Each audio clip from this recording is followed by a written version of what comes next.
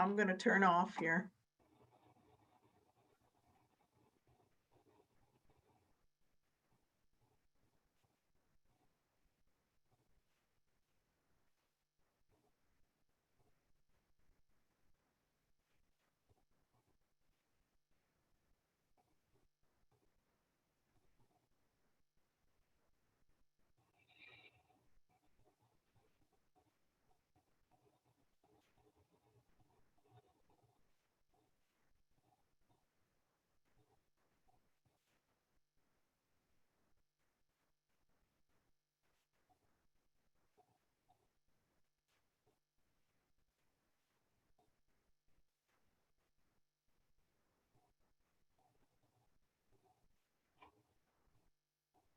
Yeah.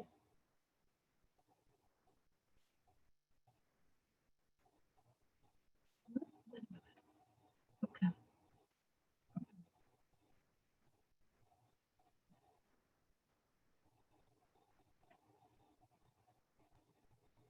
Got it. Okay.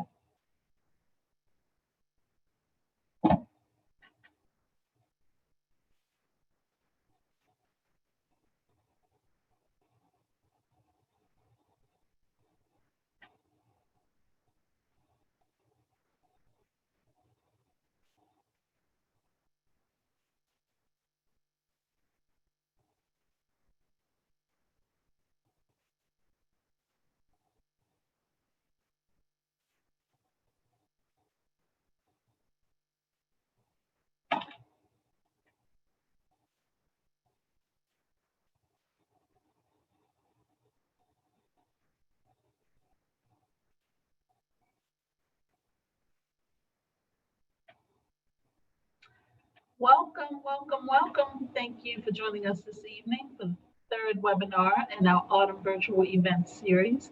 Tonight, you'll learn about the 7 deadly sins of estate planning. I'm your host, Adrienne Brown, and I'm the sales coordinator here at the Village at Augsburg. This evening, you will meet our sales director, Suzanne Bruce, and also our special guest presenter, Britt Stouffer. She's the founding partner of Stouffer Legal. Before we get started, however, I would like to go over a few housekeeping items.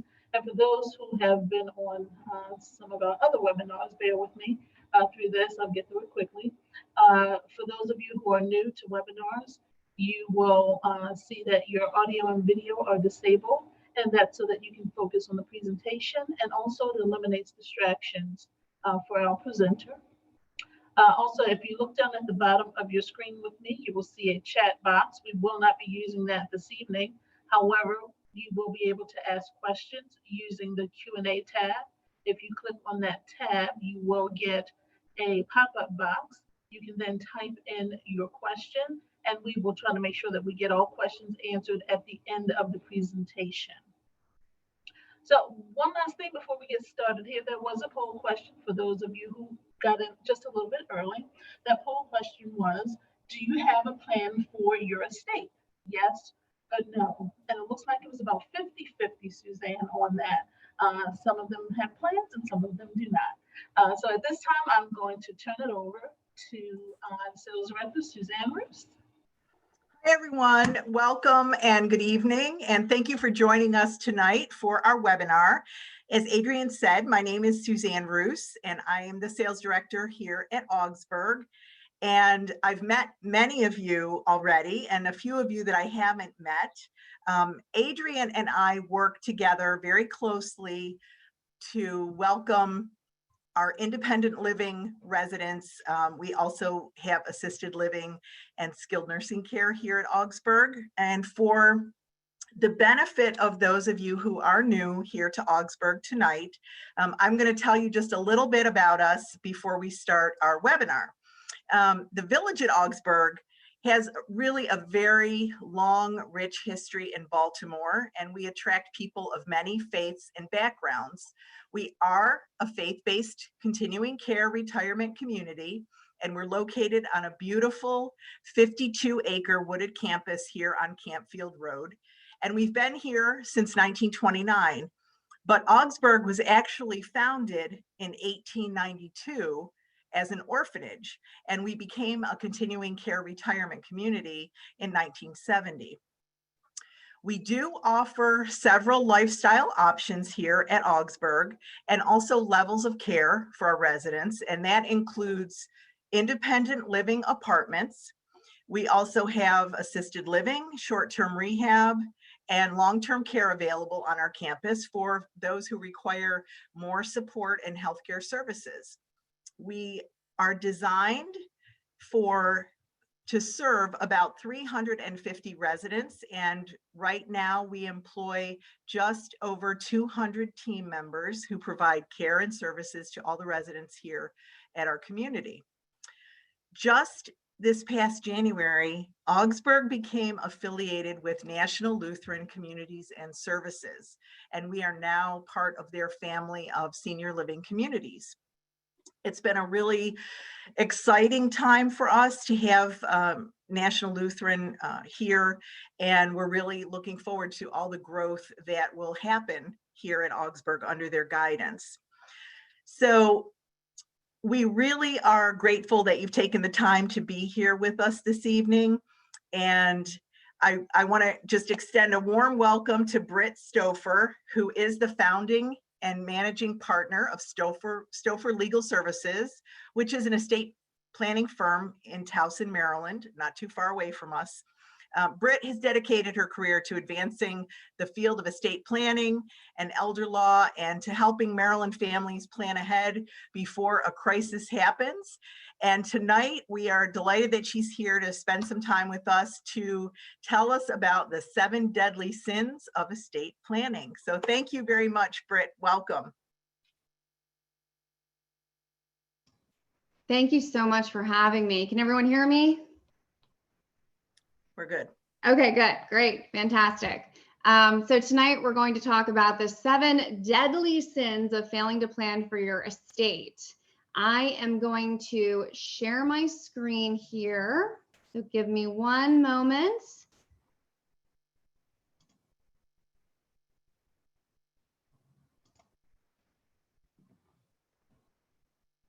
Can everyone see my screen? Yes. All right, fantastic. If you take a look at the bottom of your screen, you should see a chat box. Please, anyone who is attending this evening, feel free to type in comments, questions. I love seeing those. I like to interact with everyone attending, and I'm happy to hopefully answer everything that you guys ask. And if there's any topics that I didn't hit and you want to hear more about, please feel free to just drop a comment into that chat section. So let's go ahead and get started. So when I normally give a webinar or a workshop, I generally take a survey of everyone who is present and attending. Because it's really difficult to take a survey of everyone attending this evening, I just kind of put together a slide of, I think, certain topics that most people want to know. So what I think we're going to discuss tonight and what I think most people would want to know is, can I protect my stuff from the government, long-term care, family and how? What is a trust? What's the difference between a revocable and an irrevocable trust? How can I avoid probate, and do I need to? Can or should I give my stuff to my kids and others?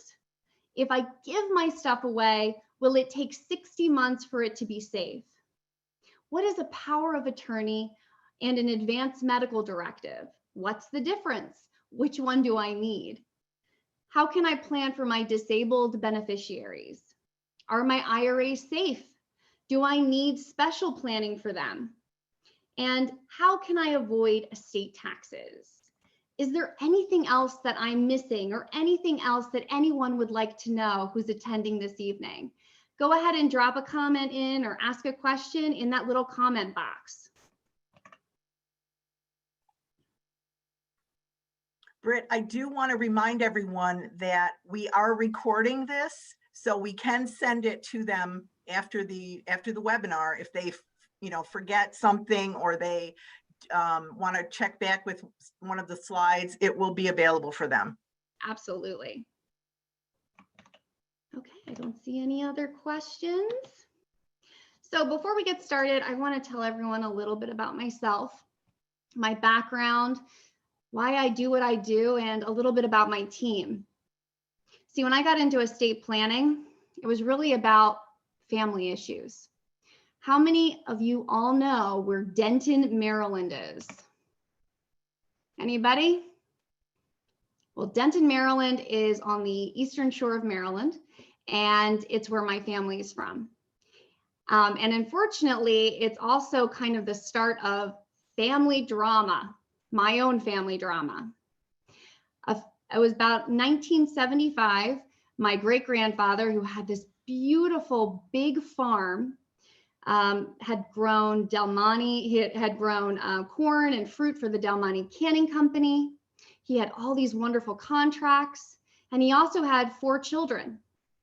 Well, in the late 1970s, early 1980s, he unfortunately passed away from a heart attack. And he passed away without, I'm sure you guys could all guess, he passed away without a will. And it was terrible. The entire family fought. They fought so hard and for so long that the only thing remaining in his estate were attorney fees and taxes. So his children actually had to sell the family farm to pay for the estate taxes and the attorney's fees, and they were left with little to nothing. And it was so, so bad that even to this day, my family members don't even talk to each other. So I heard this story as a little girl growing up. Ever since we would take our trips to Ocean City, we would always pass this sign for Denton, Maryland. And my father would always tell this story about how my great-grandfather didn't have a will. And if he had only had a will, we would have had that wonderful legacy in our family. And we also would have had family harmony. So that's why I do what I do today. I do estate planning. I help people plan for the future so that we can keep families together and continue to pass the legacy from generation to generation to generation.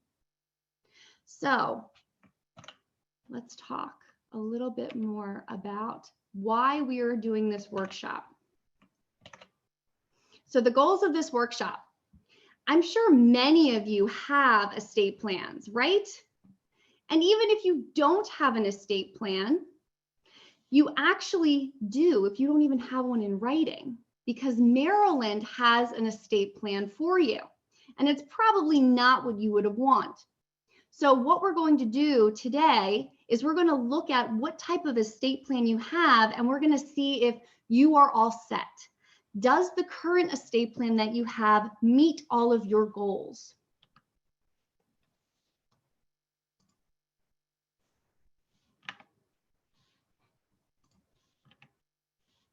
We're going to talk about what it takes to protect you and your stuff.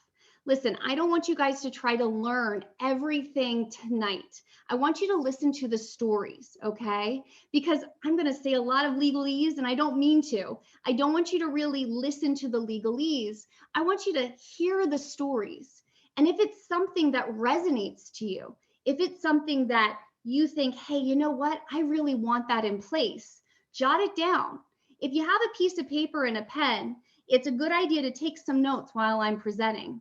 And hopefully, even if you forget something, I think there's somebody on our staff here who will send out a copy of this so you can take another look and listen to some of the stories I talk about tonight. And then last but not least, by the end of this workshop, I'm hoping that we're going to be able to identify what is missing, because we need to see where those holes are. If your current estate plan doesn't meet your goals, well, we want to go back and see what we need to do to get what needs to be done in there to make up for what's missing.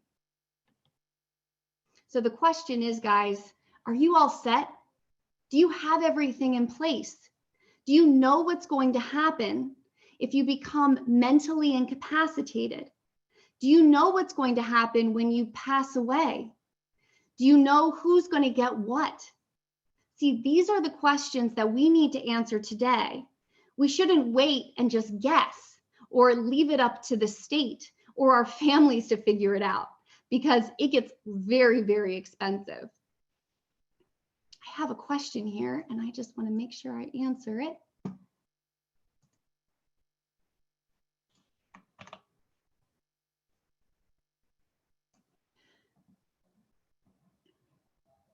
Okay, so I have a great question. Why do I need an estate plan if my spouse will inherit everything? Well, the question I have back for you is, are you sure your spouse is going to inherit everything? Do you have it actually written down? Is it in writing? Is it in a legal will or in a trust that will take legal precedent if you pass away? See, if we rely on the state laws, if we rely on whatever Maryland says, if we don't have these legal documents in place, we don't actually know that that's what's going to happen. See, most people think that if you're married, everything will go to your spouse. But if you have children, there is a specific statute out there that actually gives up to $40,000 to the surviving spouse, and then the surviving spouse has to split the remainder with their children. See, that may not be what you would want. What happens if your spouse dies first and you're the survivor? Then what happens to all of your stuff, right? We want to make these decisions. We want to make sure we plan for these contingencies so that our stuff ends up with the right people or the people that we want it to end up with. And then what does a trust do that a will does not? I'll get into that a little bit later in this workshop, but I want you to think of the word probate. Probate, that is the legal process that happens when you pass away. It is not a fun process. And generally, most people's response is, boo, we don't like probate. So I just want you to think about that word probate, okay? And I will get to that later in the workshop. But thank you for your wonderful questions. Keep them coming.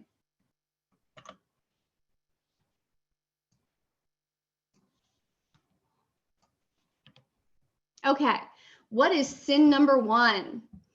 Sin number one, not having a medical directive in place. I love this cartoon. Last night, my sister and I were sitting in the den and I said to her, I never want to live in a vegetative state, dependent on some machine and fluids from a bottle to keep me alive. That would be no quality of life at all. If that ever happens, just pull the plug. So she got up, unplugged the computer, and threw out my wine. I know it's kind of funny, but this is actually really a serious matter. A medical directive is actually two different documents in one. The first document is what we would call your medical proxy. That is simply just a document that names an agent to make medical decisions on your behalf. It's extremely important to have that person legally named so that they can carry out whatever decisions or wishes that you may have in terms of your health. They can talk to your doctors, they can see your medical records. It's very, very important to have this document in place. The second document that's included in what we would call an advanced medical directive is a living will. A living will is a document which states that you do or you do not want to withdraw life support if you have been deemed to be in a vegetative state. A vegetative state in the state of Maryland has been defined as a state in which life support is needed, and there is 99.9% of a chance that you are not coming back. You are not going to recover. And therefore, inside of your living will, you are going to indicate that if a doctor has diagnosed or deemed you to be in this state, that you either want to remove life support or you want to continue on life support. See, guys, this is a very, very important document because it takes the guilt, it takes the burden off of our families from making that decision themselves, because they can look at your document, they can look at your living will and just carry out your instructions, because your living will simply says, if I am ever to be in a vegetative state where there is no hope that I would return, then I do or I do not want life support to be withdrawn. Very, very simple, but extremely important. See, without the specific legal document in place, and let's say that you are in a vegetative state, your family can't make those legal decisions on your behalf. See, if we have mom who wants to maybe pull life support and children who don't want to pull life support, if they end up disagreeing and fighting, this situation can end up in court and it can cause a lot of issues. The court proceeding that generally happens is something called guardianship. It's very, very expensive, and you're leaving that decision making to the option of a judge. A judge is actually going to make a decision about who gets to withdraw life support, who gets to make the decision about withdrawing life support, and who gets to make the decision about your health care. That's incredible, because if you think about it, I'm sure there may be a son or a daughter or even a family member that you would say, no way, I would never want that person to make medical decisions on my behalf. But without that legal document in place, that person they could go to court and say, listen, I want to be my aunt, my uncle's agent on their medical directive. They want to be your guardian, and they may not make the decisions that you would want to have been made on your behalf. So I have a little story to share with you. I had a client, it was a couple, husband and wife, a few years ago, and they had come into my office. They had done an advanced medical directive. They named each other as agents on that directive so that they could each make medical decisions for each other if they needed. And also they created something called a living will. And both of them elected to withdraw life support if they were ever deemed to be in a vegetative state. So unfortunately, the husband, a few years later, had a heart attack, and he ended up in the hospital.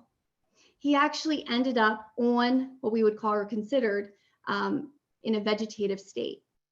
The doctor approached the wife and said, listen, he's going to be like this for the rest of his life. What do you want to do? Do you want him to continue on life support, or do you want to withdraw life support?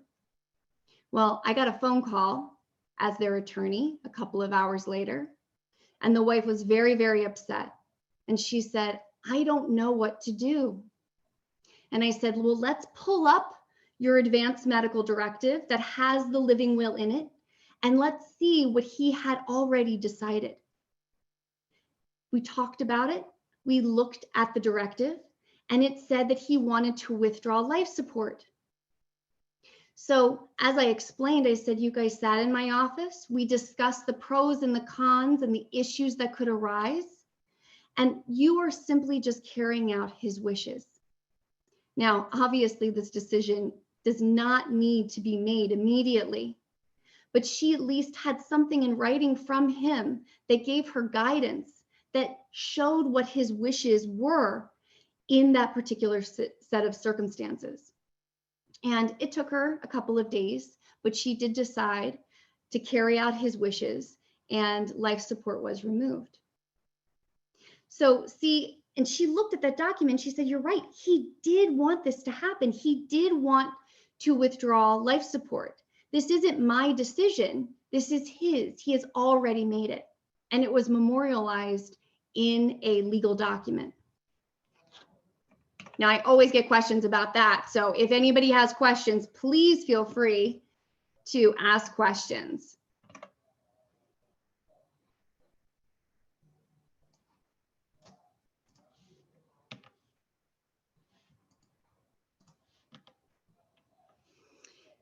So today, 85% of all deaths occur in hospitals and nursing homes. So one problem that we have is that we don't have a decision maker. And this is where it's really, really important to have this advanced medical directive. We have people we've already named. We even have instructions about how we would want to be cared for if we were considered to be incapacitated. Now, without this particular document, again, this ends up in court, and a judge decides who is going to be the decision maker. So Sin number 2, failure to have a power of attorney. Now, the first document we talked about was the advanced medical directive. The second document is what we would call the power of attorney. This is a legal document naming an agent to make financial decisions on your behalf. If you become mentally incapacitated, you can't legally write checks. You can't legally sign contracts. You cannot even legally access the money inside of your bank account. So the question is, who is going to do that for you? Who are you going to name today to make those decisions for you later on in life when you no longer can legally make those decisions for yourself? It's a very, very interesting and intricate document, but it's also simple on its surface. It avoids a lot of problems and headaches for your kids and your other family members. Because imagine this, you become mentally incapacitated and the bank won't talk to you. You can't have access to your bank accounts and nobody will let you touch a bill. What happens in those situations? If you don't have this very, very simple legal document called a power of attorney, your children, your family members, again, would have to take you to court, and they would actually need to have a judge assign a person as your guardian. We call this guardian of the property, to manage your affairs, to write out checks, pay your bills, and then the court requires that your guardian actually account for all of your money and make an accounting with the courts itself at least once a year. This is very, very time consuming. And the whole legal process, I mean, just the fees alone start anywhere between $3,000 to $5,000 just to get a judge to stamp a document to say, yes, your oldest daughter now is your guardian of the property and she has access to your bank accounts and can start to pay bills for you on your behalf. This is a very, very tough position to put many family members in. But let's get ahead of all of that stuff. Let's plan ahead. Let's name a person and get a power of attorney in place so that that person, when you do become mentally incapacitated, can go ahead, take over your estate and start paying your bills and doing the things necessary to make sure that you are financially cared for. See, now I know a lot of people go, well, I don't want to give up my freedom. I don't want to give up the power to anybody.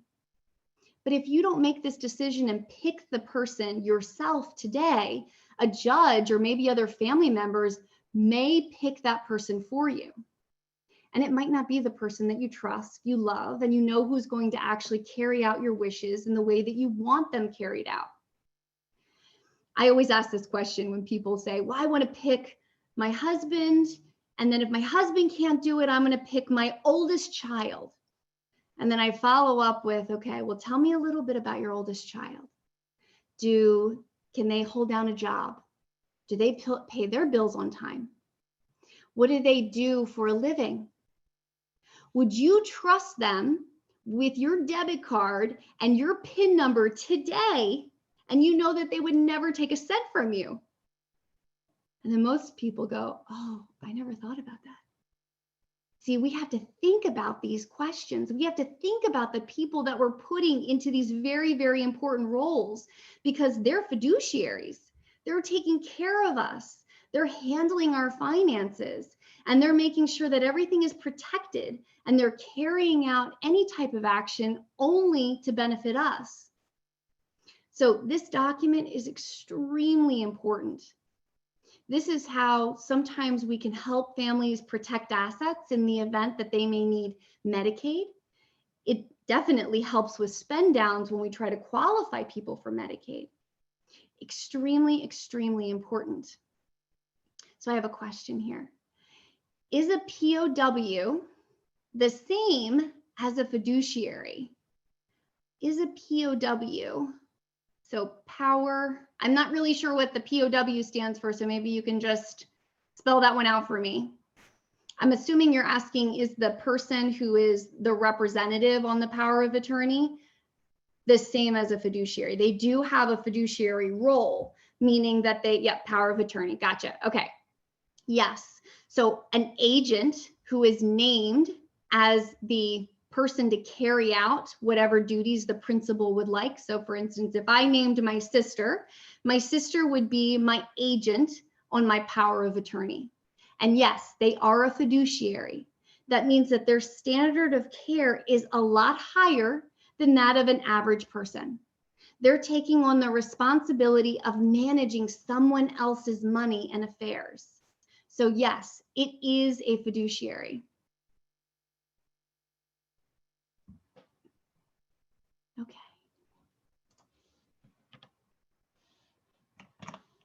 So again, if we don't have this legal document in place, unfortunately, in order to name somebody, it goes through this process called probate. And that is not a fun process at all.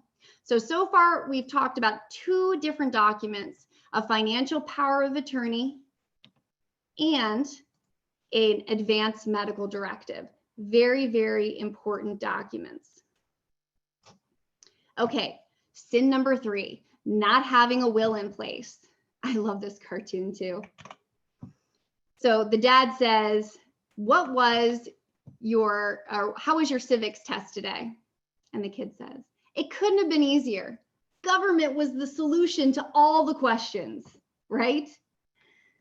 Well, if you don't have a will in place, unfortunately, what happens is that there is a default will that Maryland has for you, and it's probably not what you would want. See, a will is just simply a list of instructions. What happens to your stuff when you die? For instance, I want everything to go to my spouse. I remember somebody just asked that question. But what if your spouse isn't alive? Then where does all your stuff go?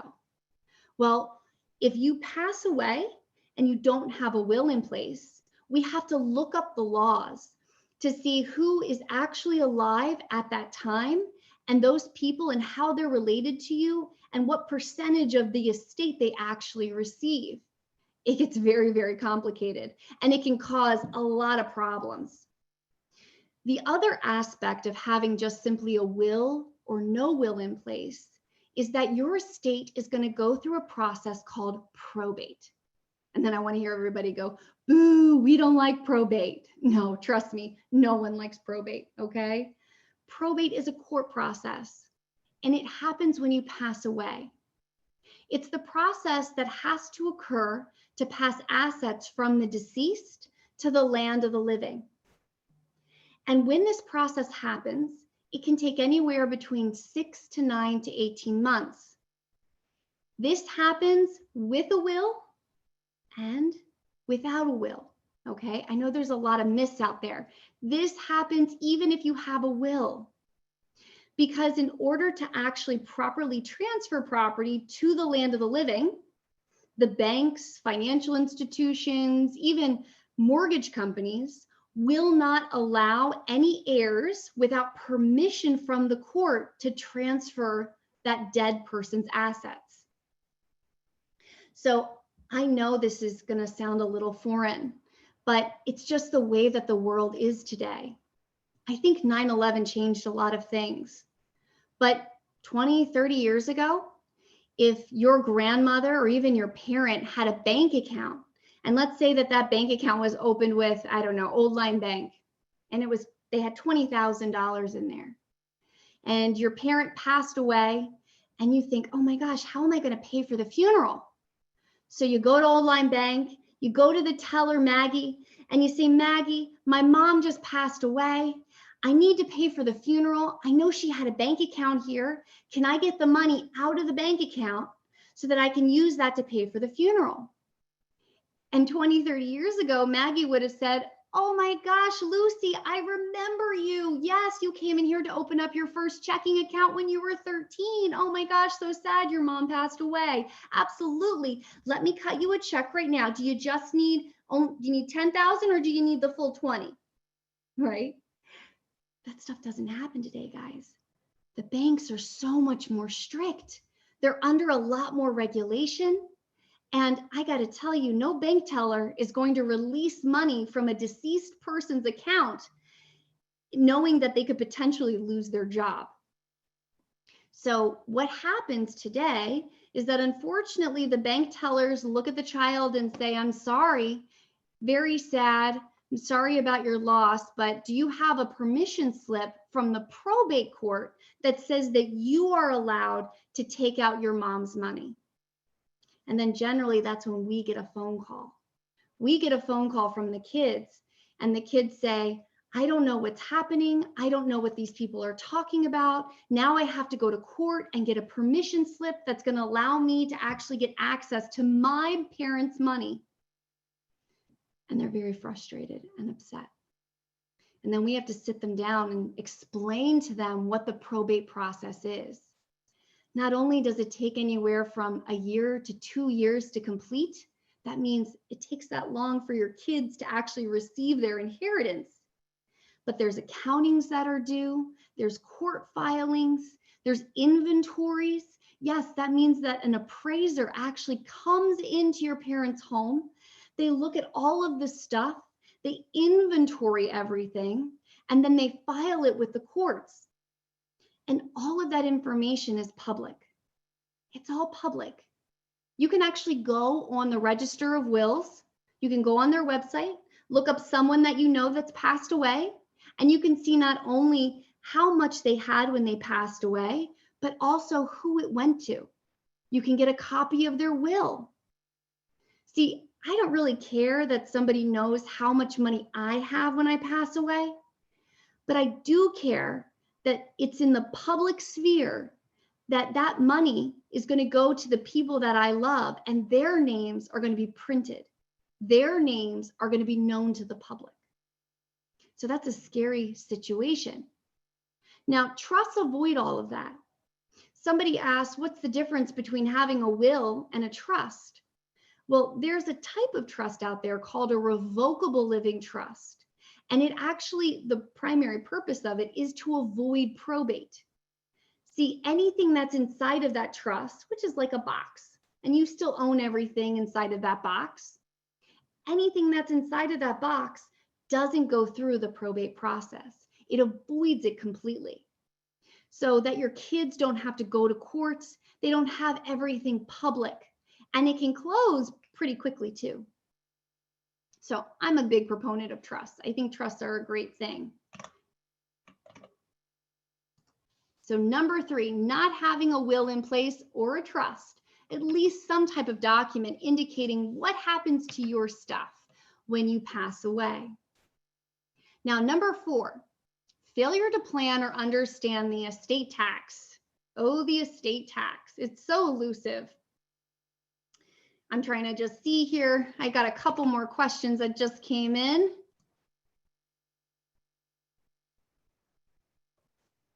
Oh, I love this question. Okay.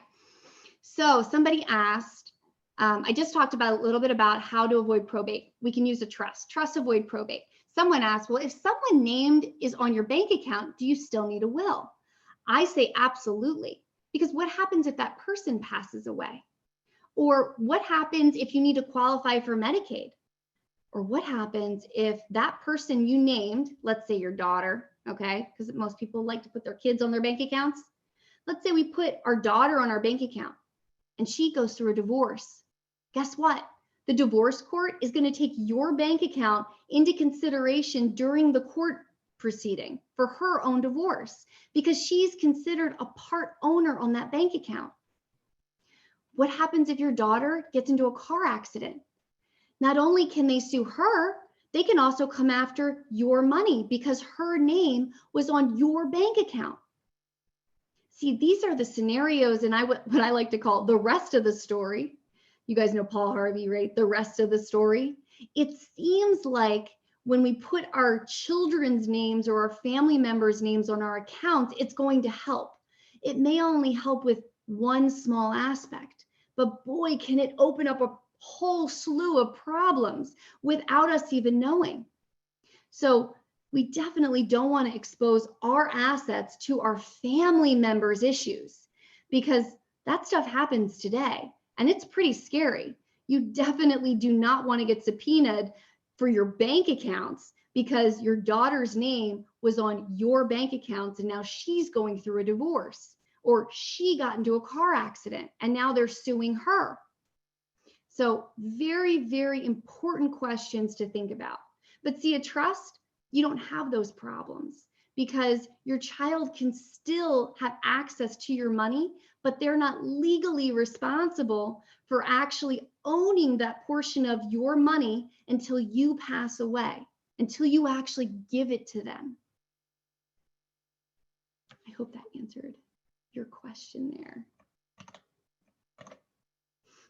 So let's talk a little bit more about estate taxes. Oh, estate taxes. We don't like to pay taxes. Taxes, oh, they're so bad. We don't like taxes. So the good news, okay, there are 3 types of estate or death taxes that you need to worry about here in the state of Maryland, okay? The first type is a federal estate tax. If you're married and you have over $22 million, $22 million, you have over that amount, the federal government is going to take 40% of any amount over that 22 million. And if you do have that problem, I'll give you my phone number after this workshop. So that's the federal tax. That's the federal death tax. So for instance, Prince, okay, everybody remembers the musician Prince. When he died owning $300 million, okay? His estate is still open. A lot of these celebrities die without an estate plan. They all think that they're going to live forever.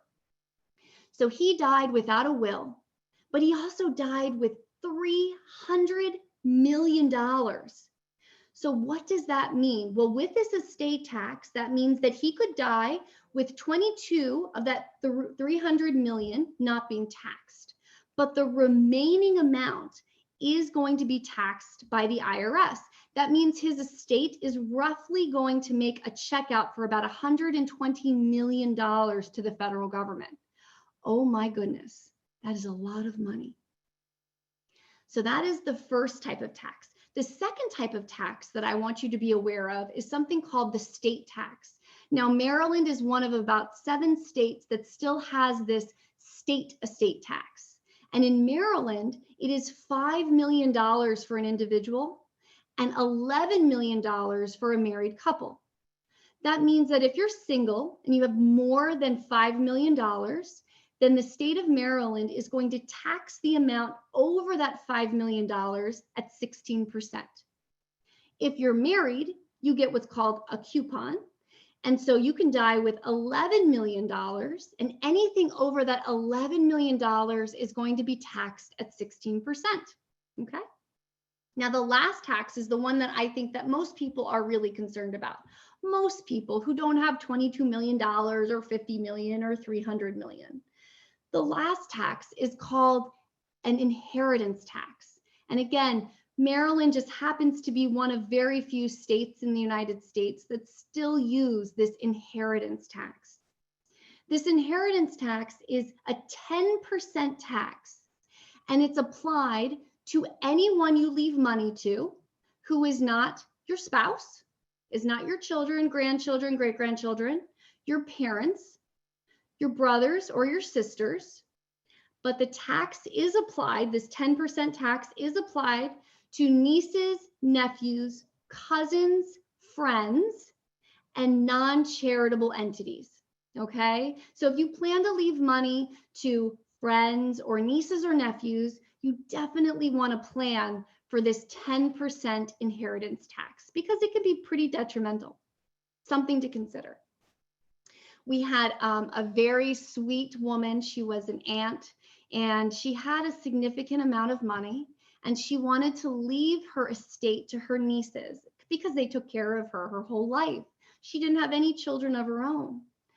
And we realized after doing her planning that the tax was going to be extremely significant, this 10% tax. So because her nieces, their mother had passed away and their father had passed away, the client, this aunt, decided to adopt her nieces as her daughters. And she did this out of love and care. But at the same time, when her nieces received the inheritance, they didn't have to pay this inheritance tax because they were considered children of their aunt. So it was a very, very beautiful story, very interesting story. All right, let's continue with number 5.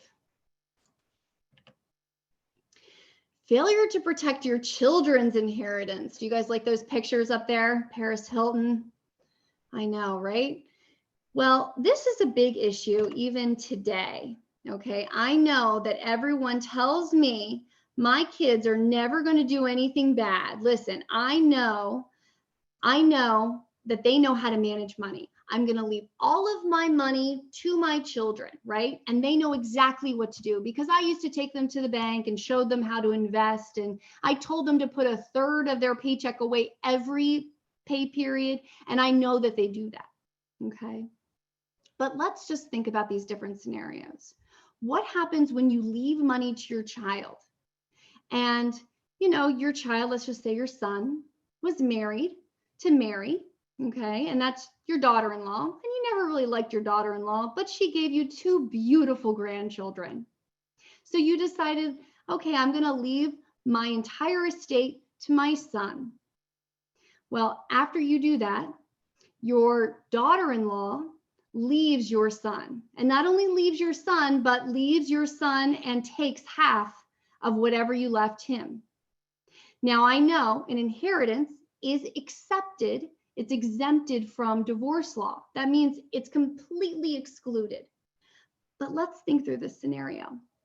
You leave money to your son when you die, and at the time, your son and your daughter-in-law are happily married.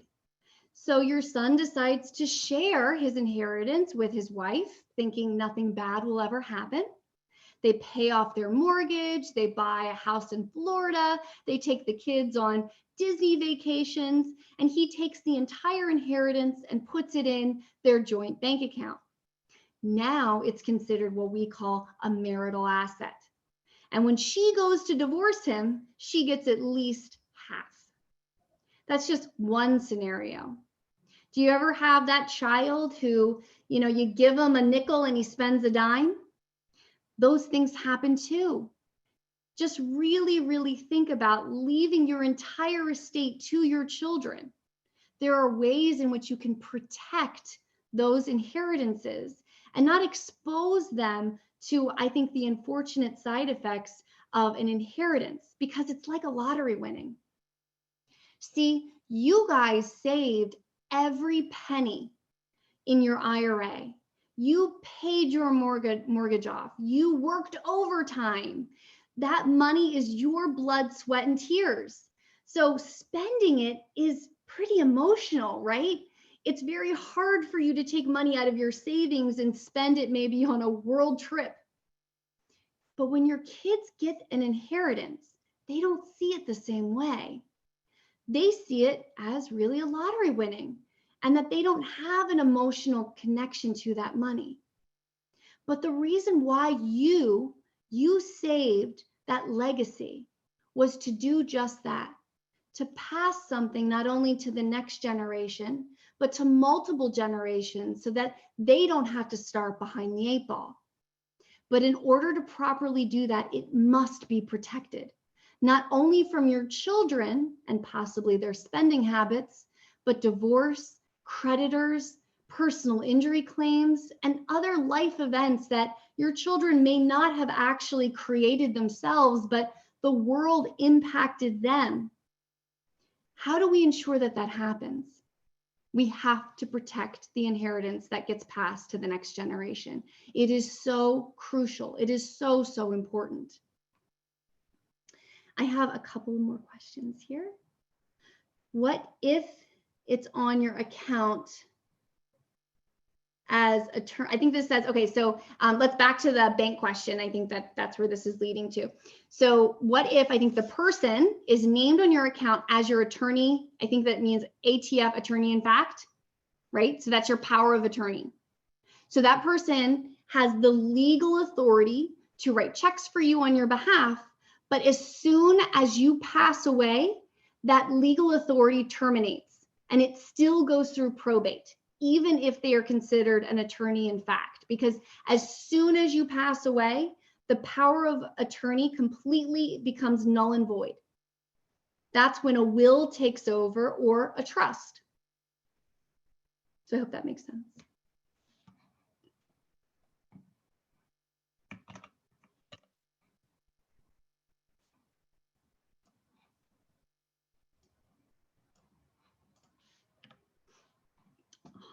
Sin number 6, failure to provide for tangible personal property. So, you know what's very surprising? We have families that unfortunately fight all the time. And that's generally families come to us because their parents didn't have a will in place, or they just didn't properly plan. Most of the time, the kids or the family members who are fighting, they're not fighting over money, because I generally can split $1, right? They're fighting over the stuff. They're fighting over the memories. They're fighting over the photo albums, mom's wedding ring, the picture that hung behind dad's desk. Those are the things that they're fighting over. And these little things that probably mean nothing to you cause huge problems when you pass away. Things disappear, and unfortunately, the families end up in court looking for them. But if you properly plan, you actually have your directions outlined inside of your estate plan. Who gets what? A lot of the times these problems can be alleviated and the kids don't fight at all.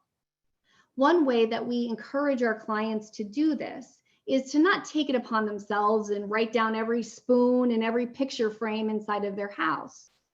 But around the holidays, we encourage our clients to get together with their kids and not with their spouses, and explain to them that they did their estate plan, and that one of the suggestions that their attorney made was to have the children pick out something inside of the house that means something to them, that they would want if they were to pass away.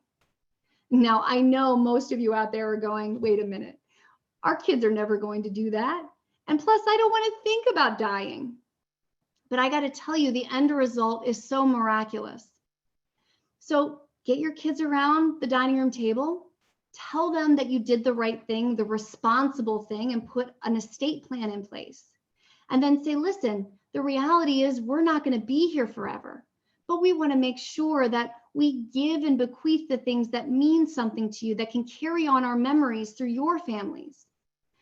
And generally, most of the reactions from your kids are going to be, no.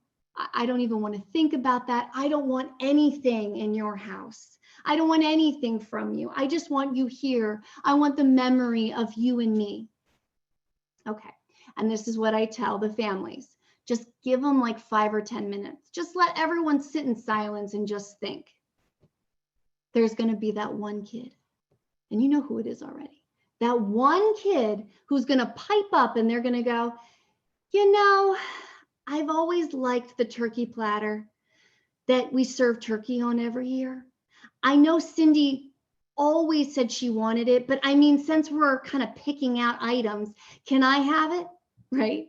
And then they'll all start kind of piping up and saying what items that they want. And generally, most people, most kids are going to pick anywhere between 3 or 4 things. But these are the 3 to 4 things that mean something to them. And you may not know it as their parents or their family members. And these are the things that can cause fights if you don't figure it out ahead of time. So I can't even tell you how many stories we get from our clients who say, you know, we did that and it was incredible. They even kind of fought in front of us and we had to kind of coach and move them apart and say, listen, you know, you get these ornaments and you get these ornaments. It was pretty interesting. But again, you want your kids to have disagreements and fight in front of you versus in a courtroom and wasting their inheritance on things that probably don't really matter that much. So that is absolutely something that can be done ahead of time. Now, Christmas and the holidays, everything is around the corner. And I know that, you know, COVID has caused so many problems, especially financial ones for a lot of family members. But one thing that you can give your kids that could alleviate issues in the future, but also can be a pretty easy gift and pretty financially savvy gift to give are copies of the family pictures that you have in your house. You know, put them on a thumb drive and give them to each one of the kids. Boy, do they appreciate that. They all have the same copies of those pictures. So they're not going to be fighting for them when you're no longer here to pull them apart. Good idea to do, but extremely, we see this happen so many times. Failure to plan for the tangible personal property causes quite a bit of problems. Number 7, failure to plan for disability. You know, we're living longer today. And because we are living longer and medical advances are ever compounding, it's incredible what the medical community can do to keep us alive, right? But they can keep our bodies going, but not necessarily our minds. So who is going to make not only medical decisions on your behalf, but what are they going to do with the money that you put them in charge of? How are they going to use that money to plan for your care? Do you want to stay at home for as long as possible? Or do you want to move into someplace like a nursing home or a senior care facility? These are very, very tough questions, but they're questions that you can answer because this is about your care. If you want to live, let's say, with your oldest child, you need to put that in writing. You need to communicate that to your family members. Don't leave it up to them to make those decisions. We had actually 2 sons who fought over their mom and where their mom was going to be placed. Now, she had lost all of her mental capacity. She didn't know who she was, but she was perfectly physically healthy. She just had an extreme case of dementia. So she didn't know if she was at home or if she was in a facility, but she had named both of her sons as her agent on her financial and medical directive. So they both had the legal authority to make decisions not only about her finances, but also about her health care. They unfortunately could not decide where to place her when she became mentally incapacitated, and they fought for almost 6 months. They at first said, listen, around Christmas, Mom told me she wanted to be in Oakcrest. And then later on, someone said, no, she wanted to be in this facility or that facility. And it just went back and forth, back and forth. But if Mom had just put it in writing, if she had just written it down, there wouldn't have been these issues and this disagreement. It got pretty heated. I'm just happy it didn't end up in court, but unfortunately, not all cases like that end so, I think, harmoniously. So it is a good idea to not only have your financial power of attorney in place, your medical directive in place, your estate planning documents, your will, your trust, but we encourage our clients to do something called disability instructions. What kind of food do you want to eat? Do you want to go outside? What if you can't communicate your wishes, but you're still perfectly healthy? Are there any hobbies that you still enjoy? Those kind of aspects are very, very important, not only to the people around you who don't really have to make those decisions because you did already, but also for your own health.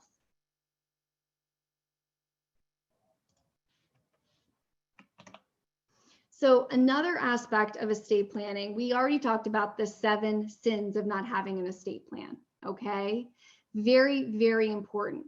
I also just wanted to mention another kind of little sin out there that I think most people don't recognize or realize that they can do: asset protection. Asset protection is extremely important. We have the ability today to protect everything that you own from the government, even from your family, like remarriage, if there's some type of undue influence, in-laws, lawsuits, even your own children. This is extremely important aspect of estate planning. Think about it. You can protect everything that you own from creditors and predators today. That's pretty incredible. Now I'm going to take a couple questions here because I have some.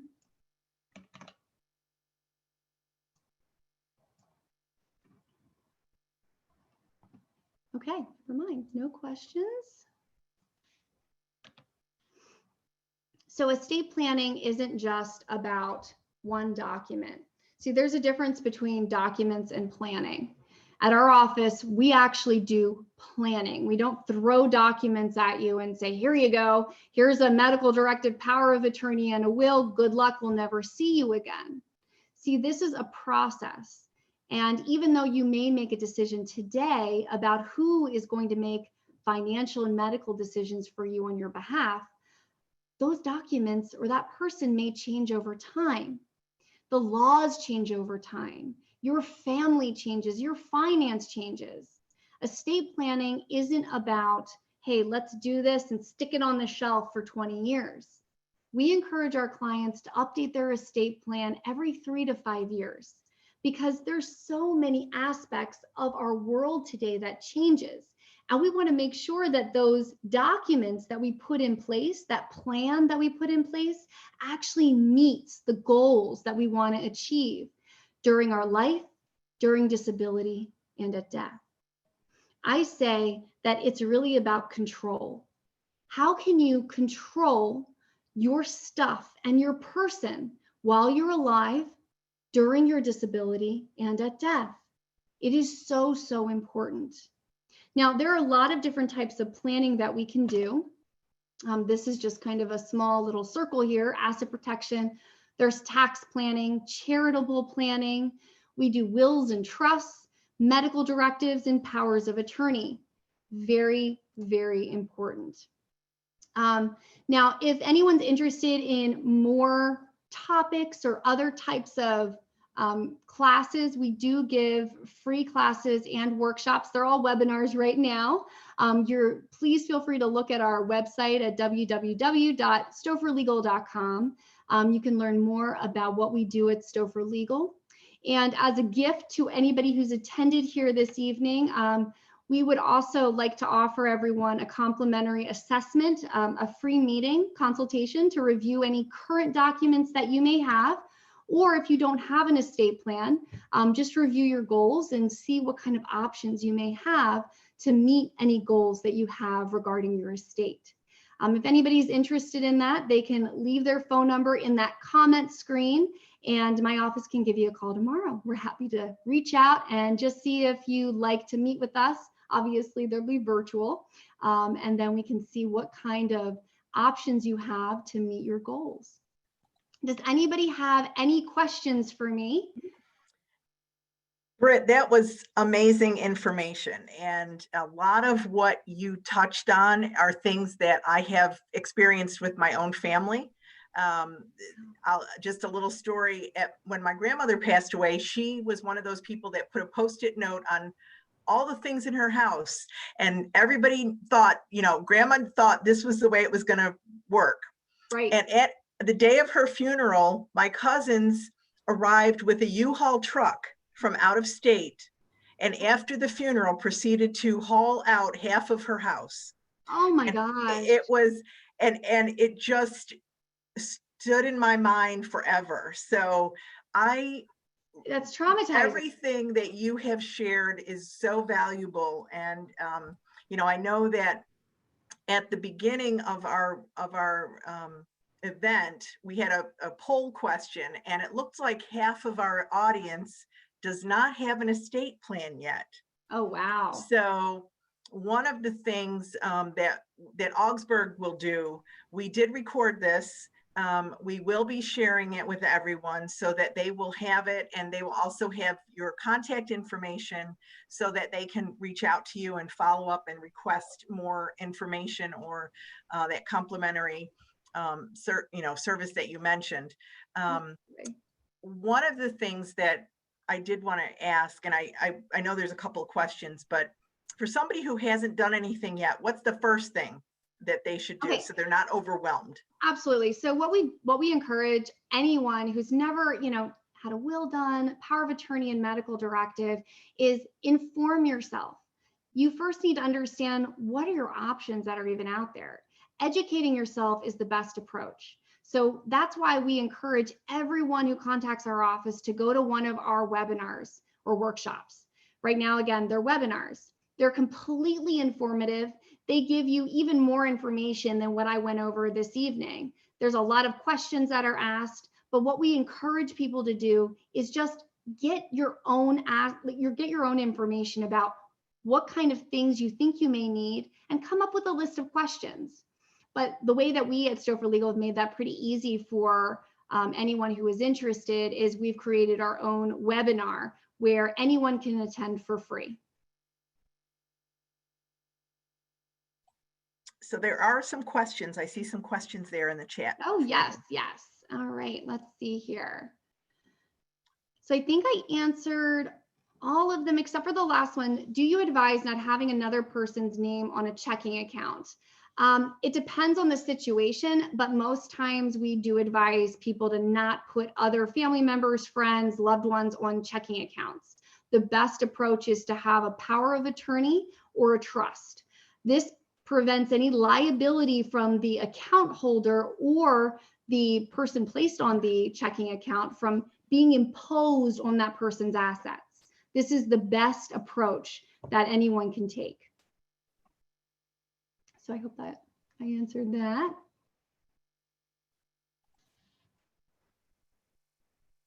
Any other questions? I think that looks like it's everything for tonight from everyone. As I mentioned, we will be sharing this with everyone that's in the audience. I will reach out to you tomorrow, Britt, with there is someone who's asked for consultation, so I'll make sure to connect you with her. And thank you so much. It was so informative, and I really do hope that people who are watching understand how valuable it is to prepare ahead, and it really is the best gift that you can give your family.